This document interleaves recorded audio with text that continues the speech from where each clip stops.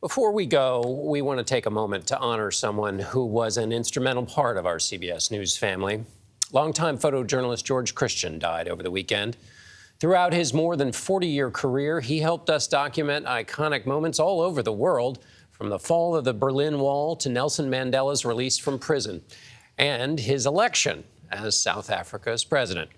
Christian was on Air Force One with President Bush on 9/11, covered President Clinton's time in office, and witnessed President Nixon's resignation. He talked about that in an interview with Chip Reed back in 2014.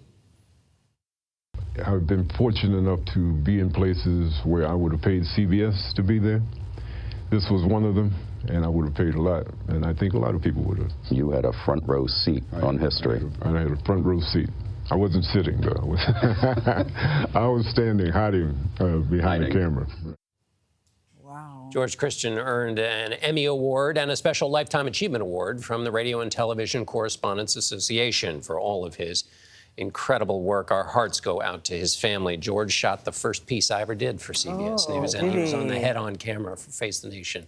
He was a good man. He was a kind and talented guy. Part of the fun of going to the Washington Bureau is you get to see him, his smiling face, and he was always so welcoming. And whenever you see somebody like that and you hear their voice, it just sort of brings you back. And he's like, so many we work with who those of you out there don't see. Yes. But they make us who we are and what we are, not just on TV. But George Christian was a good man who made you better even when you weren't on TV. What a wonderful career and what a great advertisement for the profession, you know? The Berlin Wall, South Africa, multiple presidents, Nixon resignation, it's an incredible life.